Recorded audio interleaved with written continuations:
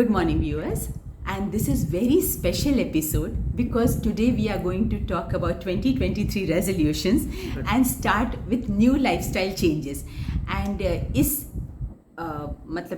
with this mission, today we are going to record a very special episode on yoga with a very senior yoga instructor, also a very senior doctor, doctor Surekha Patil madam. So madam, आपसे हम योगा के बारे में बहुत कुछ सीखें. उसके पहले मैं चाहती हूँ कि यू इंट्रोड्यूस योरसेल्फ. नमस्ते doctor Richa and all the viewers. आज बहुत ही अच्छा योग है जिस दिन हम योगा का ही बात कर रहे हैं. जैसे रीचा मैडम ने बोला न्यू ईयर में हम रिजोल्यूशन करने का है, तो आज कोइंसिडेंटली गीता जयंती भी है. जिस इन गीता में ही योगा का भी मेंशन किया है इनिशियली एंशिएंट टाइम पे. तो आज बहुत ही योग का दिन है जिस दिन हम योगा के बारे में बात कर रहे हैं. और मेरे बारे में बताना है तो मैं डॉक्टर सुरेखा पाटिल हूँ. मैं लास्ट 30 ईयर्स से मेडिकल प्रैक्टिस कर रही हूँ. मेरा MBBS और DNB एनेस्थीसिया ये मेरा एजुकेशन क्वालिफिकेशन है. बट ये मेरा पैशन करके मैं lifestyle coach and holistic wellness doctor करके भी प्रैक्टिस कर रही हूँ. जी, तो मैडम हम लोग योगा के बारे में जाने. सबसे इम्पॉर्टेंट बेसिक हम जानना चाहते थे, और स्पेशली ये एपिसोड जो है हम लोग फोकस कर रहे हैं योगा इन प्रेगनेंसी में. तो कोई भी जो लेडी हैं प्रेग्नेंट हैं वो कब से योग शुरू करें अपनी प्रेगनेंसी में? हाँ, फर्स्ट इसके पहले मैं बताना चाहती हूँ योगा मीन्स क्या है. जी, योगा मीन्स योगा का मीनिंग ही है to unite. Correct. To unite with your body, mind and self या सोल. उसको हम आत्मा भी बोलते हैं. उसको यूनाइट करना. फिर वो यूनाइट हम किस तरह के कर सकते हैं, उससे अलग अलग टेक्निक्स रहते हैं. फिजिकल, मेंटल, स्पिरिचुअल टेक्निक या मेथड. उसकी तरफ से वो टेक्निक सीख के हम जो प्रैक्टिस करते हैं उसको हम योगा बोलते हैं. और योगा के अपना जो एंशिएंट पतंजलि योगा है, who is the ancient father of the yoga, he has given the 8 limbs of yoga. तो हम जब भी योगा करते हैं, वेदर ये प्रेगनेंसी में रहने दो या हम हमेशा के रूटीन लाइफ में भी जो योगा करते हैं, तो हम लोग 8 लिम्स फॉलो करना है सिस्टमेटिक वे. तो ही आप योगा के बेनिफिट्स सब आप पा सकते हैं. तो 8 लिम्स में है यम, नियम, प्राणायाम, आसन, देन कम्स द प्रत्याहार, देन कम्स द ध्यान, धारणा एंड समाधि. ये सीक्वेंस के हिसाब से जब हम करेंगे तभी अच्छी तरह से योगा का बेनिफिट मिलता है. रही बात तो प्रेगनेंसी की, प्रेगनेंसी में योगा बहुत इम्पॉर्टेंट है क्योंकि प्रेगनेंसी मीन्स मदर होना. मदर होना ये बहुत ही खूबसूरत समय होता है कोई भी लेडी की लाइफ में. बट ये खूबसूरत समय के साथ साथ, एक्साइटमेंट के साथ साथ एंग्जाइटी, फियर, डर भी लगता है. अरे कैसा हो जाएगा, मेरा प्रेगनेंसी में कौन केयर लेगा, मेरा बॉडी में कितने चेंजेस आएंगे, मन में चेंजेस आएंगे, इमोशनल चेंजेस आएंगे, उसको मैं कैसे कोप अप करूँ. बट जब भी हम योगा चालू करते हैं, अभी हम प्लान कर रहे हैं प्रेगनेंसी या बच्चा पैदा प्लान कर रहे हैं, तो पहले से ही तुम उसको हम लोग बोलते हैं प्री नेटल योगा. पहले से ही प्लान करो क्योंकि अभी हम लोग इतना 21st सेंचुरी में सब कुछ प्लान करते हैं. अपना प्रेगनेंसी भी हम प्लान करते हैं. तो हिसाब से प्रेगनेंसी में जो भी अपना बच्चा पैदा कर रहे हैं उसको कैसे अच्छे तरह से हम motherhood, pregnancy, delivery properly planned way रहेगा, वो हिसाब से पहले से योगा का चालू करना चाहिए बिफोर प्रेगनेंसी. तो क्या होएगा, आपकी जो भी योगा के पोस्चर्स है वो बराबर से कर पा जाएंगे. तो बराबर कर पाएंगे तो आपकी बॉडी फ्लेक्सिबल रहेगी, स्ट्रेंथ रहेगा. तो आप प्रेगनेंसी के सभी trimester, first trimester, second trimester, third trimester अच्छी तरह से कोप अप करके आपका स्मूदन अप प्रेगनेंसी हो जाएगा, डिलीवरी हो जाएगा और बेबी भी अच्छा पैदा हो जाएगा. तो जो लेडीज़ जो बाद में कंप्लेन करती हैं कि उनको बहुत बैकएक हो रहा है या थकावट हो रही है, योगा में तो बहुत सारा कॉन्सेंट्रेट हम अपने ब्रीदिंग पे भी करते हैं. और डीप ब्रीदिंग का मतलब है कि ज़्यादा ऑक्सीजन अंदर जाना. तो आई थिंक कि हर ट्राइमेस्टर में ही बेनिफिट होगा. और अगर कोई प्रीनेटल ना कर पाए तो जितनी जल्दी हो सके उतनी जल्दी शुरू कर सकते होंगे ना मैडम? हाँ, बट क्या है उस पर जो लोग प्रीनेटल योगा नहीं करे पहले से योगा और अभी वो प्रेग्नेंट रहे हैं और बोलते कि अभी मुझे योगा करना है, तो उनको सबसे पहले उनके डॉक्टर की सलाह लेनी चाहिए. जो भी उनके डॉक्टर उनको देखते हैं, क्योंकि आजकल प्रेगनेंसी की कोई प्रेशियस प्रेगनेंसी रहते हैं, एल्डरली प्रेगनेंसी रहते हैं, तो उनको योगा करना है नहीं करना है फर्स्ट ट्राइमेस्टर में स्पेशली, तो उनको डॉक्टर का सलाह के साथ बाद में करते हैं.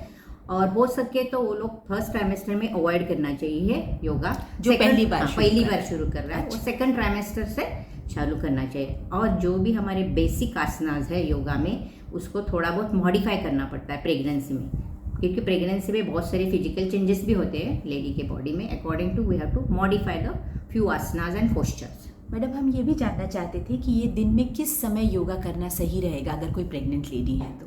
आइडियली इन द मॉर्निंग, अच्छा, बट नहीं है तो भी कभी भी आपका जब आप खाना खाने के बाद 4 घंटा के बाद योगा करेगा तो अच्छा रहता है, स्पेशली इन प्रेगनेंसी। हेवी मील जो कहते हैं, हाँ, मतलब वैसे heavy तो हम meal, प्रेगनेंसी even में हर light meal 2 भी- घंटा भी खाते हैं, Yeah. लेकिन heavy meal At least 3 to 4 hours का after the meal, you should do all the asanas and Asanas. posture.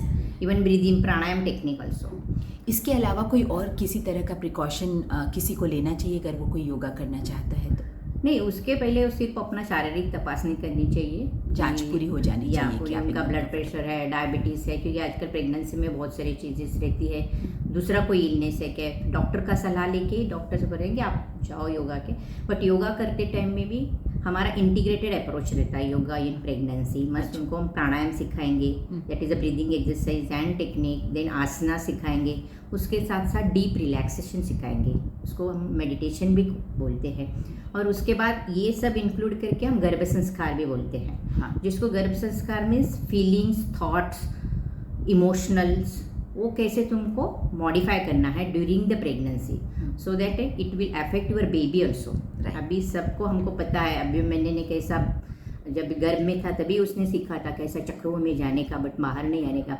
वैसे रियलिटी में भी होता है, और it is now scientifically proven fact कि गर्भ संस्कार मीन्स जो प्रेगनेंसी में हम थॉट्स क्रिएट करते हैं वो बेबी के ऊपर बहुत इम्पैक्ट करते हैं। ओके, इसीलिए प्रेगनेंसी में हमेशा अपने पूर्वज भी बोलते हैं, हम भी बोलते हैं कि सब अच्छे अच्छे तुम सोचो, अच्छे लोगों के साथ रहो।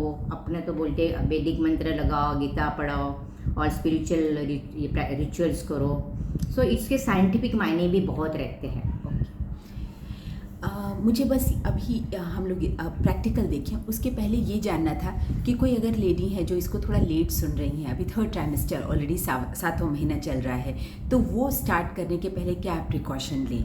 सी 3rd ट्राइमेस्टर के पहले आपको योगासन करना है तो आपको बहुत धीरे धीरे करना पड़ेगा, क्योंकि ऑलरेडी आपका एब्डोमेन बहुत बड़ा हुआ रहता है, तो आपको डिफ़िकल्टी तो ब्रीदिंग में आती है। इवन पोस्चर जो आसनास करना में भी आएगी, उसमें एक लिमिटेड ही पोस्चर है जो आपको हेल्प करेगी, आपको thighs, quadriceps, hamstring, calf muscle strong करने के लिए, जिन्हें कि आपके डिलीवरी के टाइम जब आप पुश करते हैं बेबी नॉर्मल डिलीवरी तो आपको हेल्प हो जाएगा। ये आसनास कर सकते हैं। उसके साथ ये टाइम में आप ब्रीदिंग पे कंसंट्रेट कर सकते हैं, क्योंकि ब्रीदिंग पे कंसंट्रेट करेगा तो लास्ट ट्राइमेस्टर में बहुत सारा एंजाइटी रहते हैं मदर को, क्योंकि बेबी एक न्यू बेबी जन्म लेने वाला रहता है, उसको कैसा बड़ा करने का वो बहुत सारा anxiety, fear, excitement, mixed of emotions रहता है। वो मिक्सड ऑफ इमोशन को तुम फेस करना है तो आपको मेडिटेशन और डीप रिलैक्सेशन टेक्निक भी सीखना चाहिए, स्पेशली लास्ट ट्राइमेस्टर में, so that you can actually enjoy the motherhood, Yeah. rather than having stress of motherhood. Yeah. You can actually enjoy it the will help to calm your mind. Even मुझे personally ऐसे भी लगता है कि labour में जब patient actually pen में रहते हैं and if they start concentrating on their breath, then they know कि हाँ 3-4 डीप ब्रीदिंग करेंगे और वो कॉन्ट्रैक्शंस तो चला जाने वाला है, तो वहाँ पे भी शायद इसका बेनिफिट हो जाता होगा। वो भी बेनिफिट होता है। और दूसरा कि अभी मैं एज अ बीइंग एनेस्थेटिस्ट हम लोग लेबर एनाल्जेसिया भी प्रैक्टिस करते हैं, उसमें भी एक टेक्निक बताया है कि self hypnosis. Self hypnosis means breathing पे कंसंट्रेट करो और खुद को इंस्ट्रक्शन दे दो, अच्छा, everything be all right, I am so there is lot of science also behind the yoga and breathing. बहुत सारा साइंस भी है। Thank you so much madam, and now we will proceed to For the learn practical. Actually practically कि कैसे करना है इसको। We Thank you. Have with us Vanshika, हाँ, she is going to demonstrate all the practical asana elaborately, अच्छा, and thank you Richa. Thank you so much madam. Namaste. Sit in any comfortable position, back straight, neck straight, palm facing towards ceiling. Close your eyes gently. Be in your body awareness. Now slowly take your attention to your breath. Observe your breath.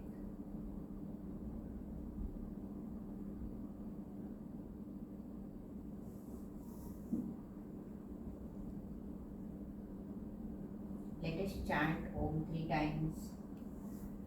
Breathe in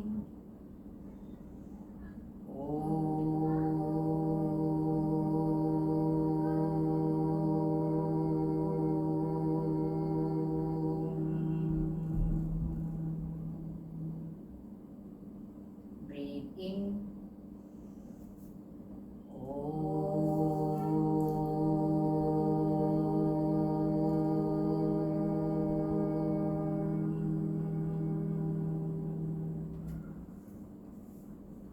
Breathe in.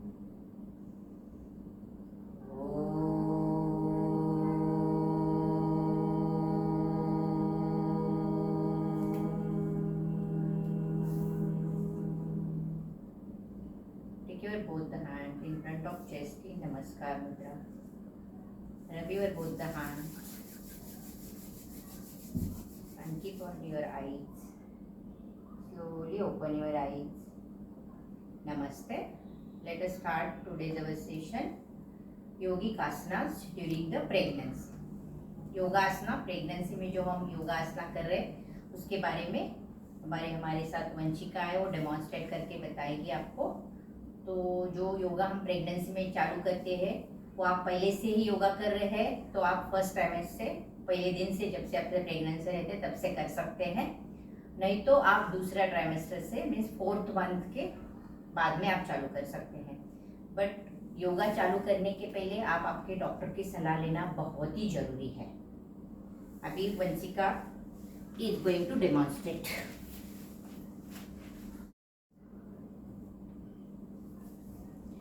पहले हम warm up exercise से चालू करेंगे आज का session.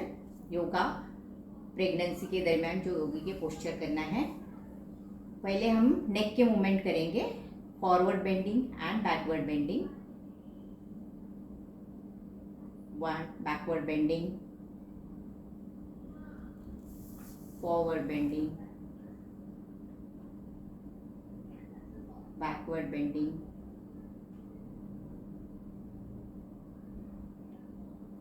forward bending, backward bending, forward bending, backward bending. ऐसे आपको 10 repetition करना है. अभी हम दूसरा नेक मूवमेंट देखेंगे, साइड बेंडिंग नेक का, right side bending and left side bending. We will do with this thing.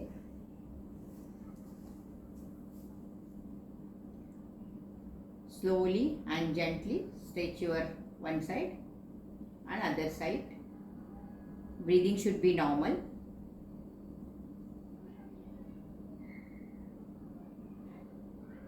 सभी मूवमेंट आप जब करते हैं आसना में बहुत ही जेंटली मूवमेंट्स करने का है आपको.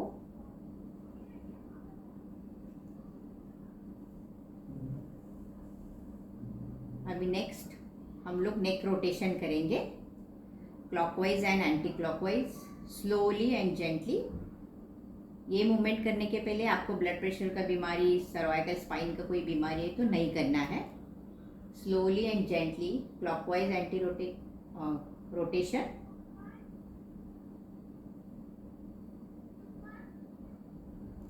थ्री, 4. ये भी आप 10 काउंट्स तक एक साइड में रोटेशन कर सकते हैं. अभी दूसरी साइड करेंगे. 1, 2, 3, 4, 5, 6. Shoulder rotation, forward and backward. You have to make the big rotation. Breathing should be normal. Backward,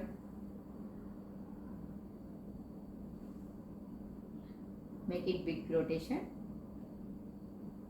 Now do the wrist rotation. Only your wrist should move clockwise and anti-clockwise. We'll go for the hip rotation. Hip rotation. Only you have to move your hip. Now knee rotation. Gently bend your knees and do the knee rotations, clockwise and anti-clockwise, opposite direction. Then we will do the ankle rotation. both the side, other leg, both the side. So with this warm up exercise अभी अपनी body पूरी तरह से prepare हो गई है आसनास करने के लिए. बट आसनास करने के लिए फर्स्ट प्रिंसिपल है जो पतंजलि योगा ने बोला है, स्थिरम सुखम आसनम. मीन्स कोई भी आसना आपका जितना कंफर्ट लेवल है उतना ही करना है, कुछ भी फोर्सफुल करना नहीं है. इसलिए हर एक की बॉडी अलग रहती है, हर एक पर्सन अलग रहता है, तो अपना जितना तक हो सकता है उतना ही पोस्चर में आप बेंड कर सकते हैं, forward bending, backward bending.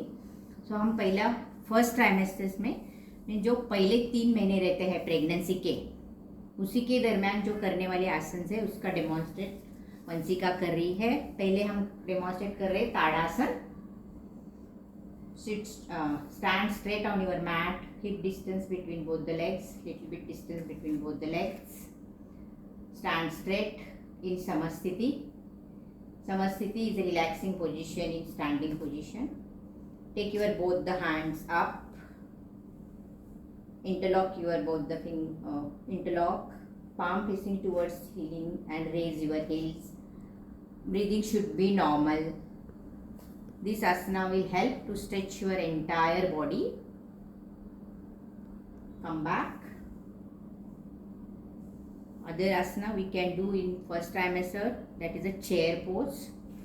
Utkatasana. Hip distance between both the legs. You have to take your both the hand in front and like squat you have to sit. How you sit on your chair. That's why it is called as a chair pose. It strengthens your all the muscles in the calf, quadriceps, hamstring, etc. Next asana we'll do in the first trimester, that is a Veerbhadrasana, warrior pose 1. 1.5 feet distance between both the legs. Rotate one leg, bend at 90 degrees. This is a twist your hip from your torso. This twist from your torso. And take your both the hands up. Come in center. Come in center. Go to the opposite direction. Take your both the hands up and stretch upwards. कोई भी आसन करते time आपका श्वास रोकना नहीं है, सांस लेना है और छोड़ना है बराबर से. Come in center and relax. Take a few breaths and relax. Next asana we'll do the tree pose, Vrukshasana. Stand comfortably, hold your one leg and keep your foot of one leg to opposite thigh. Take your both the hands up and stretch upward body in Namaskar Mudra. Focus one point in front of you. This is a balancing asana. Come back slowly. Do with other leg. So it will complete the entire cycle. Take your both the hands up. Stretch your body upwards. Focus on your breathing. Come back. And relax. Relax in Samasthiti.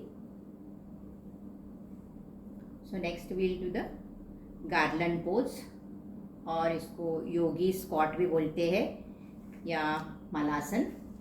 तो ये बहुत important आसन है, pregnancy के 3 ही trimester में कर सकते हैं.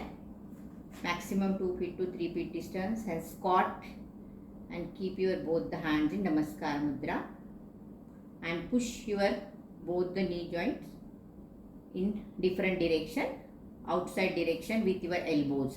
This is a very good position. It is called as a garland pose also. It strengthens your all the muscles of thighs, legs, glutes, hamstrings and quadriceps. Come back. Slowly reduce the distance between the both the legs. Next asana we will do the Marjira asana, that is a cat and camel. Tabletop position on your mat. Hip distance between both the knee joint. This is a tabletop position. Bend down, head up, head down, head up, head down, head up. ये आपके back के लिए बहुत अच्छा exercise है जो pregnancy में usually back एक बहुत कॉमन रहता है, उसके लिए बहुत ही अच्छा आसन है. दूसरा vajrasana, sit in vajrasana, that is also important.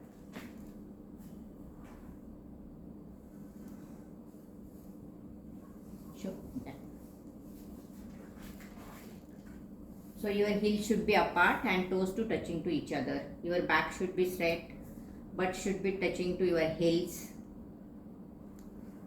and sit straight. This is a Vajrasan. It's very good for all your stomach elements and all other things. Also it strengthens your thigh muscles. Next, sit in Dandasan. This is a relaxing position in sitting. So you do the Janu Shirsasan. Hold your one leg and keep to the opposite thigh and bend forward from your hip joint. Try to touch your toes. Breathe normally. Here you do according to your capability. If you are not able to touch your toes, it's okay. You can go wherever you can go, but your knee should be straight. Opposite direction. Bend from your hip joint.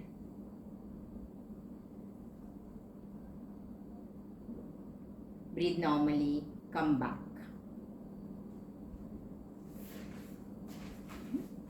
Next asan we will do the Ushtrasan, that is a camel pose. Stand on knee. Keep the thighs fully straight. Yeah, this is very good for again back and even neck, cervical spine. Slowly come back. Now we can do even downward facing dog also in first trimester. Adho Mukha Svanasana. First stand straight. Go forward. Yeah. Look to your umbilicus. Your heel should be touching to mat. Breathe normally. Slowly come back.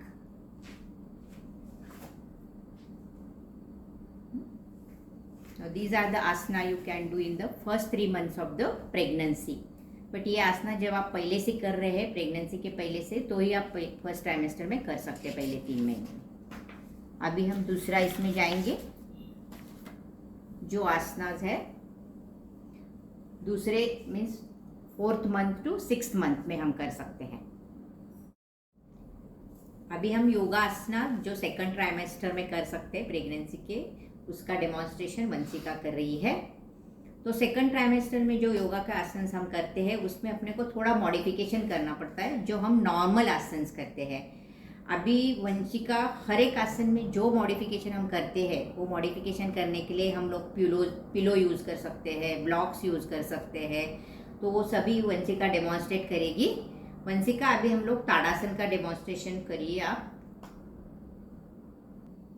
अभी हम 2nd trimester के आसना चालू कर सकते हैं. अभी demonstration ताड़ासन का करेगी वंशिका.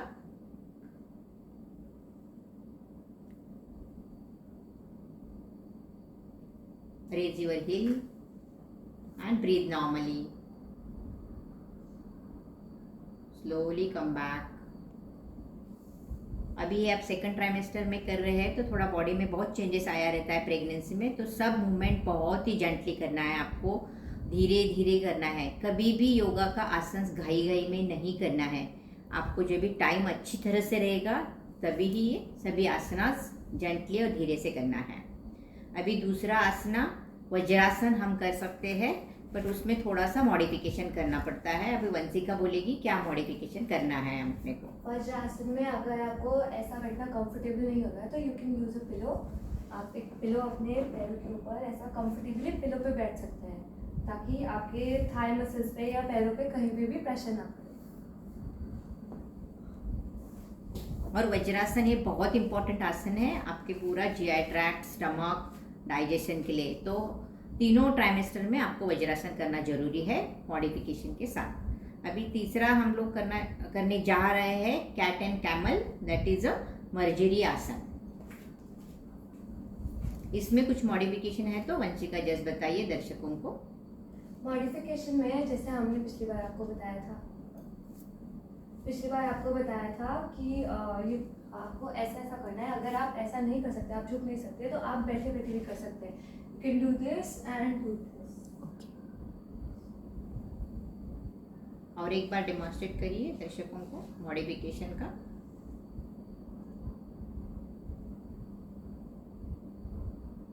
इससे आपका बैक एक वगैरह सबका केयर लिया जाएगा। अभी हम करने जा रहे हैं butterfly pose, that is a bhadrasana. अभी मैं वंशिका आपको एक्सप्लेन करेगी कैसा करना है, थोड़ा मॉडिफिकेशन करना पड़ता है अपने को। बटरफ्लाई पोज में आपको अपने दोनों पैर ऐसे हिलाने हैं ताकि आपका पेल्विक एरिया ज़्यादा से ज़्यादा खुल सके।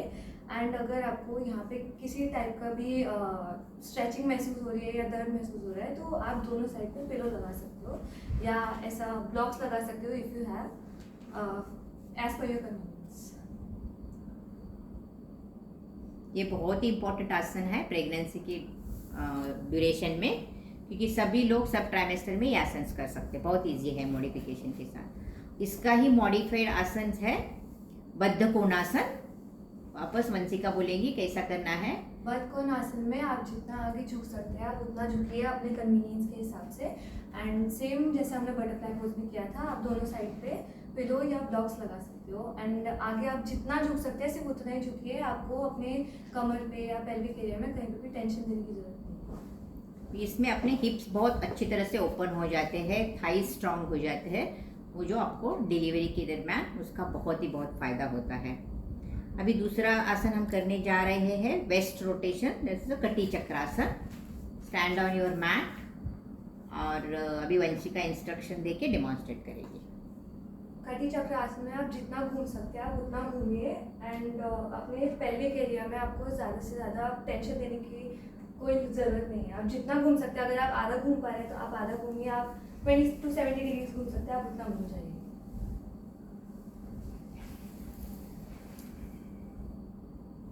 ये सभी मूवमेंट आपको बहुत ही जेंटली करना है, इधर भी फोर्सफुल मूवमेंट करना नहीं है। अभी अगला आसन है हमारा trikonasana, triangle pose. 2 to 3 feet distance between both the legs. Hands at shoulder level. And twist from your waist and keep your right hand to left foot. And look up. Same, you go to the opposite direction. Look up. Breathe normally. Come in center. Slowly. Reduce the distance between both the legs. अगर आप ये normally नहीं कर सकते तो आप blocks का इस्तेमाल कर सकते हैं। फॉर एग्जांपल आप एंकल की जगह ब्लॉक के ऊपर कर लीजिए।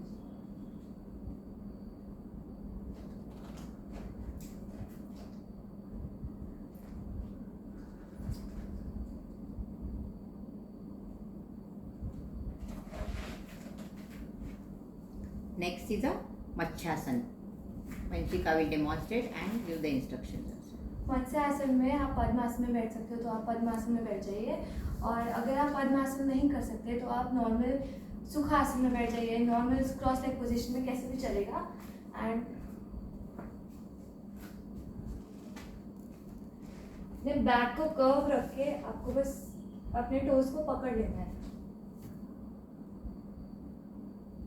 जस्ट ब्रीथ नॉर्मली, जितना नॉर्मल हो सकता है। अगर आपको किसी भी टाइप का स्ट्रेस महसूस हो रहा है अपने कमर के नीचे तो आप किसी भी पिलो या ऐसा ब्लॉक का इस्तेमाल करके आप उसके ऊपर लेट जाइए।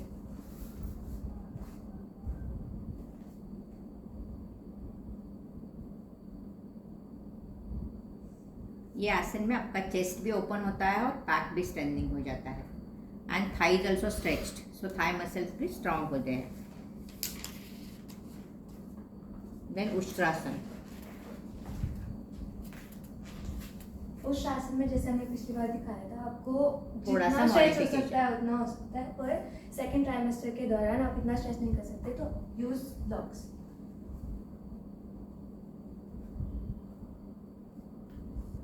सो ऐसा मॉडिफिकेशन करके आप उत्तरासन कर सकते हैं सेकंड ट्राइमेस्टर में।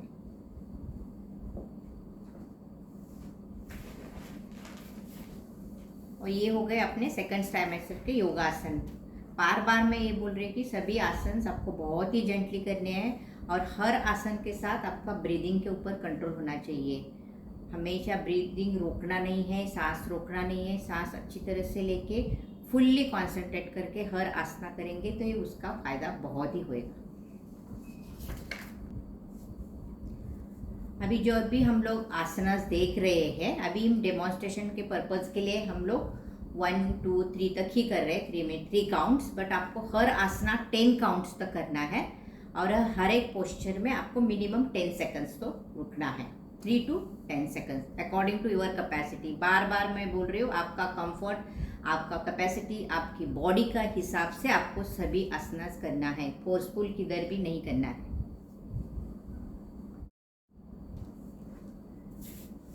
अभी हम आ गए हैं तीसरी चरण का प्रेगनेंसी में, that is a third trimester, 6 7 8 and 9 months का प्रेगनेंसी। इसमें अपने को बहुत बहुत जेंटली करनी है सभी मूवमेंट, ब्रीदिंग के ऊपर कॉन्सेंट्रेट करना है और ध्यान से करना है। पूरा कॉन्सेंट्रेशन आप जो कर रहे हैं आपकी बॉडी के आसनास उसके ऊपर ही रहना है।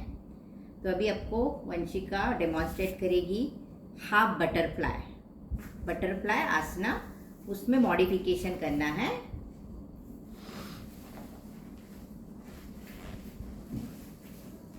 मॉडिफिकेशन बताओ वंशिका कैसे करना हाफ है। बटरफ्लाई में आप जितना अपना पैर फोल्ड कर सकते हो आप उतना करिए। अगर आपका पैर नीचे बिल्कुल नीचे नहीं जाता है तो आप तकिए का इस्तेमाल कीजिए एंड आप ये जितना कंफर्टेबल पोजीशन में बैठ के कर सकते हो उतना कंफर्टेबली कीजिए। आप नॉर्मल बैठे बैठे बेड पे भी कर सकते हो, लेटे लेटे भी कर सकते हो। Do it as much as possible.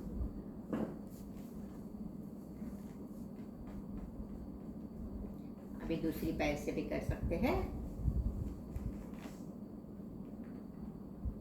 सभी आसना करते टाइम आपका बैक स्ट्रेट होना चाहिए।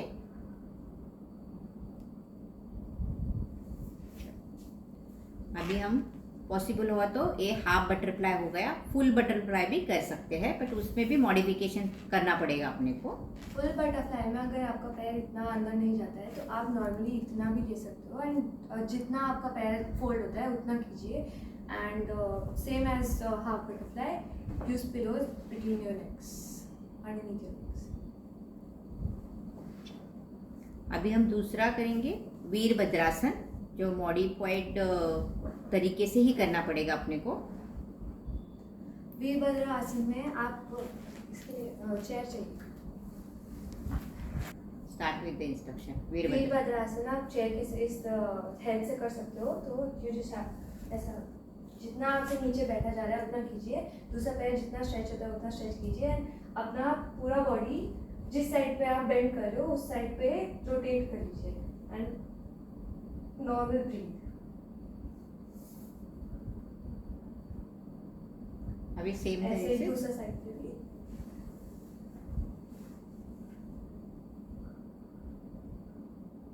और इसका ही मॉडिफिकेशन वॉरियर पोज 2 होता है, उसमें आप सामने भी देख सकते हैं।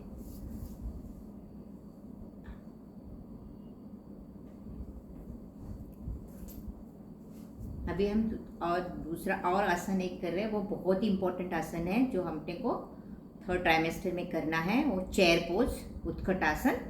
उसमें भी मॉडिफिकेशन करना पड़ेगा आपको दीवार का या नहीं तो किसी का तो सहारा लेके वो पोजीशन करना पड़ेगा। Vanshika will demonstrate and give the instruction also. उत्कट आसन आप जितना नीचे बेंड कर सकते हो उतना करिए। अगर आप ऐसा नॉर्मल बेंड नहीं कर सकते तो you can use a ball and normal chair position में बस बॉल की मदद से आप बैठ जाइए। जितना देर बैठ सकते हो उतना देर अच्छा होगा।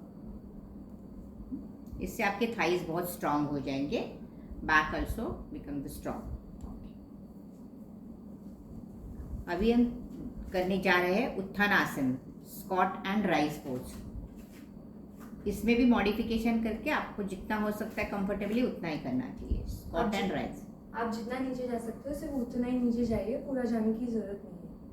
एंड जितना स्लोली ऊपर आ सकते हो उतना स्लोली, एंड किसी की हेल्प से कर सकते हो तो प्लीज किसी का हेल्प लेके कीजिए।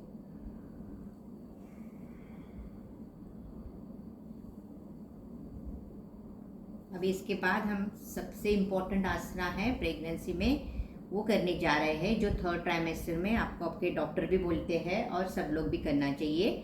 उसको हम पार्श्व शवासन बोलते हैं, कॉर्पस पोज। उसको डॉक्टर बोलेंगे लेफ्ट लैटरल पोजीशन। तो अभी Vanshika just demonstrate and give the instruction also how you are doing. Shavasana में लेट के आप किसी भी साइड, जिस साइड कंफर्टेबल हो आप ऐसा करके लेट जाइए and for your comfort you can use a pillow underneath your legs and between the legs. Hold your above leg to upwards. Below leg should be straight and above leg take upwards towards your stomach. Yeah, that is a ideal position, corpus pose.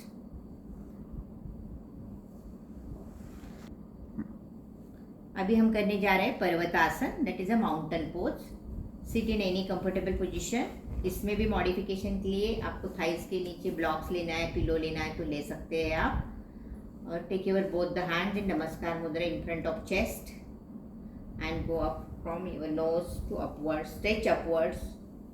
जितना हो सकता है उतना stretch करिए। Breathing के ऊपर concentrate करिए। Breathe normally, slowly come back. और लास्ट में हम लोग अच्छे से रिलैक्स होने का है। कोई भी आसनास योगासन करने के बाद लास्ट हम एंड करते हैं प्राणायाम और डीप रिलैक्सेशन। अभी हम करने जा रहे हैं जो प्राणायाम, नॉर्मली प्रेगनेंसी में ओनली 3 टाइप्स ऑफ द प्राणायाम करना ही बहुत ही अच्छा है। वो जो 3 टाइप के प्राणायाम अभी डेमोन्स्ट्रेट करेगी वंशिका। ये तीनों टाइप के प्राणायाम हम 1st trimester, 2nd trimester, 3rd trimester सभी में हम कर सकते हैं और उसके बाद भी हम कर सकते हैं। तो पहले हम लोगों को नॉर्मल ब्रीदिंग करना है, क्योंकि हम जो हमेशा ब्रीदिंग करते हो हम एडिक्वेट ब्रीदिंग नहीं करते हैं। तो इसमें जो हम करने जा रहे हो deep inhalation and exhalation. Sit straight, back straight, neck straight. और हमेशा जब भी आप प्राणायाम करते हैं तभी close your eyes so that you can focus on your breathing, how air goes in and comes out. Back straight, neck straight and take a deep breath in. Keep your hand on your abdomen, so when you breathe in your stomach should come out. Take a deep breath in, abdomen should come out. That is a proper inspiration. When you breathe out, belly should go in.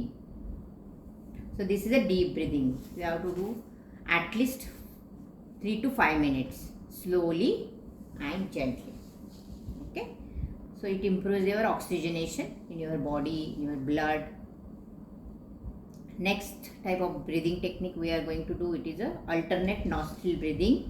उसको हम अनुलोम विलोम भी कहते हैं, नाड़ी शोधन प्राणायाम भी करते हैं। इसमें वापस आपको कौन सा भी पोजीशन में बैठिए, आपको जो कंफर्टेबल है, सुखासन, पद्मासन, वज्रासन। तो प्रेगनेंसी में तो मुझे लगता है सुखासन में बैठेंगे तो ही अच्छा है। Back straight, neck straight.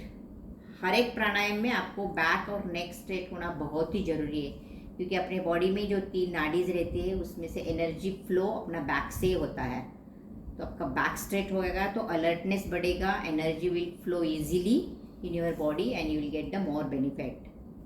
So alternate nostril breathing, close your eyes, close your right nostril with your thumb, inhale from the left nostril, close your left nostril and exhale through the right nostril. Inhale through the right nostril, close your right nostril, exhale through the left nostril. ये हो गया एक cycle. ऐसे आपको कम से कम 10 cycle करना है, 5 minute तक करना है। तो आपकी 5 साइकिल्स तो हो जाएंगे 10-10 काउंट के। ये बहुत ही इफेक्टिव प्राणायाम है, आपको हमेशा करना चाहिए। और अभी 3rd type of pranayama, that is a bhramari pranayama, humming breath pranayama. Back straight, neck straight, close your eyes, close your ear and make a sound from your throat like humming B.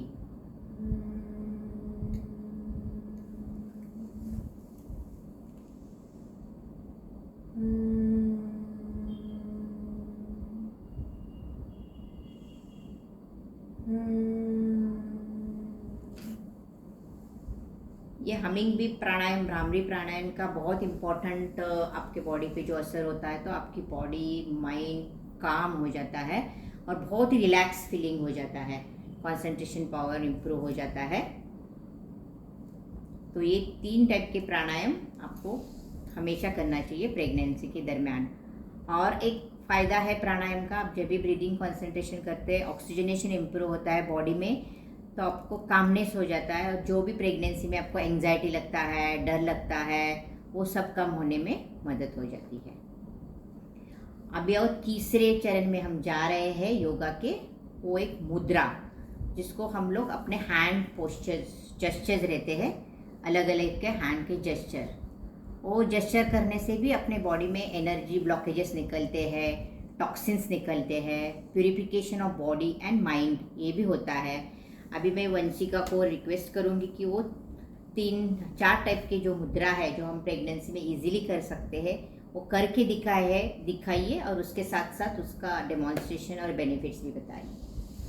सबसे पहले है ज्ञान मुद्रा। आपको अपना इंडेक्स फिंगर अपने थंब के साथ जितना प्रेस हो सकता है उतना कीजिए एंड अपना एनर्जी फ्लो देखते रहिए एंड जितना इजीली नॉर्मल ब्रीथ कर सकते हो उतना इजीली कामनेस के साथ ब्रीथ कीजिए, इनहेल एंड एक्सहेल।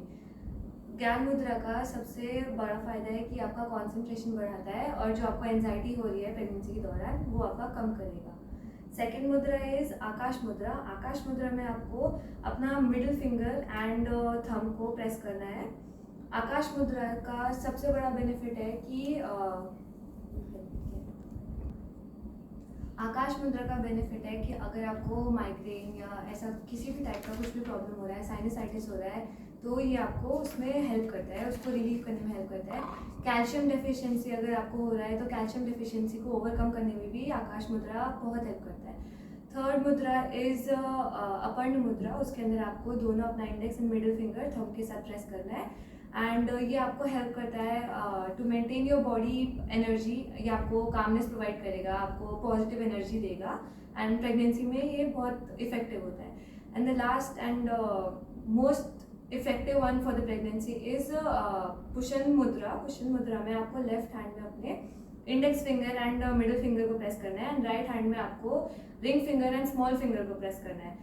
एंड ये सबसे ज़्यादा इसलिए हेल्प करता है प्रेगनेंसी में because it relaxes your body. आपका एनर्जी फ्लो आपका मेंटेन करता है, आपका एनर्जी फ्लो रेगुलेट करता है, जो कि आई थिंक प्रेगनेंसी में बहुत काम आता है। And mudras are not like कि आप सिर्फ 2 मिनट कर रहे हो या तो 1 मिनट कर रहे हो तो वो हेल्प करेगा। It should be like for you have to meditate at least for 10 to 15 minutes to work it to work. अभी हम करने जा रहे हैं deep relaxation technique which is called as a meditation या योग निद्रा। ये तीनों ट्राइमेस्टर में हम कर सकते हैं, first trimester, second trimester, third trimester. First trimester और थर्ड ट्राइमेस्टर में आप लाई डाउन करके कर सकते हैं, पीठ के ऊपर सो के कर सकते हैं। थर्ड ट्राइमेस्टर के बैठ के कर सकते हैं। आज हम डेमोन्स्ट्रेशन करने जा रहे हैं बैठ के, उसको हम डीप रिलैक्सेशन या मेडिटेशन भी कह सकते हैं। So sit in any comfortable position. आपको सपोर्ट को बटक के नीचे पिलो लेना है तो ले सकते हैं, नहीं तो आपके दोनों नी जॉइंट के नीचे पिलो लेना है तो ले सकते हैं, क्योंकि आपको कंसंट्रेशन नहीं हो पाएगा। तो sit in any comfortable position, back straight, neck straight. ये बहुत ज़रूरी और बहुत इम्पॉर्टेंट है डीप रिलैक्सेशन मेडिटेशन टेक्निक में। Close your eyes, keep your both the hands on your thighs, palm facing towards ceiling, either chin mudra या open your palms only, that is okay. Then I will give the instruction. First we have to do the body awareness. Here I will do little bit fast, but when you are doing you have to do yourself very slowly and gently instructions. I am going to give the instruction. Don't focus on my instruction, just go in that flow of my instruction. Slowly and gently take your attention to your right hip joint, right thigh, right knee joint, right calf, right ankle joint, right foot, Relax your entire right leg. Now your entire right leg is completely and fully relaxed. Slowly take your attention to your left hip joint, left thigh, left knee joint, left calf muscles, left ankle joint, left foot. Relax your entire left leg. Your left leg is completely relaxed. Slowly and gently take your attention to right shoulder joint, right arm, right elbow, right forearm, right wrist joint, right palm. Relax your right hand completely. Now your right hand is completely relaxed. Slowly take your attention to left shoulder joint, left arm, left elbow, left forearm, left wrist joint, left palm. Relax your left hand completely. Now your left hand completely relaxed. Slowly take your attention to your abdomen. Relax your abdomen. Your abdomen is completely relaxed. Slowly and gently take your attention to your chest, all the organs inside chest. Relax your entire chest. Now your chest is completely relaxed. Slowly take your attention to your lower back, middle back, upper back. Relax your entire back. Now your back is completely relaxed. Now slowly take your attention to your front of the neck, back of the neck. Relax your entire neck. Now your neck is completely relaxed. Now slowly take your attention on your face, chin, lip, tongue, cheek, ear, nose, eyes, eyebrows, forehead. Relax your entire face. Now your entire face is relaxed. Slowly take your attention on your top of head, right side of your head, left side of your head, back of your head. Relax your entire head. Now your head is completely relaxed. Now your entire body from top of head to toe is a completely relaxed, which is a Annamaya Kosh. This is a body awareness. Now you come out your body awareness and take your attention slowly to Pranamaya Kosh, which is a breath. Now you take your entire focus and attention to on your breath. Observe your breath, how air is going in and coming out. Entirely focus on your breath. Whatever the thoughts comes in mind, let it come and go. Be as a witness. Again take your attention to your breath.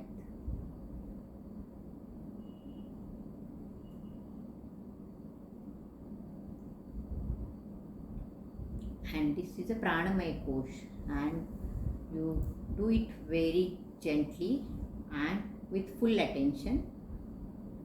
Then you will reach the Anandamaya Kosh also, Vijnanamaya Kosh.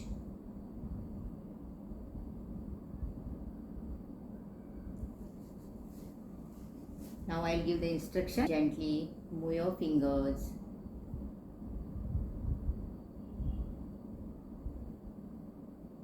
Take your attention from your breath to your body.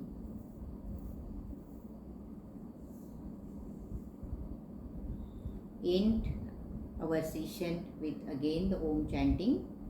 Take a deep breath in. Om.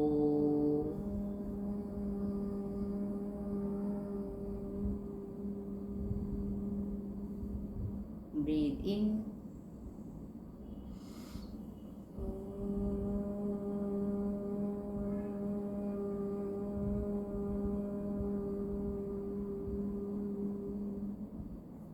breathe in,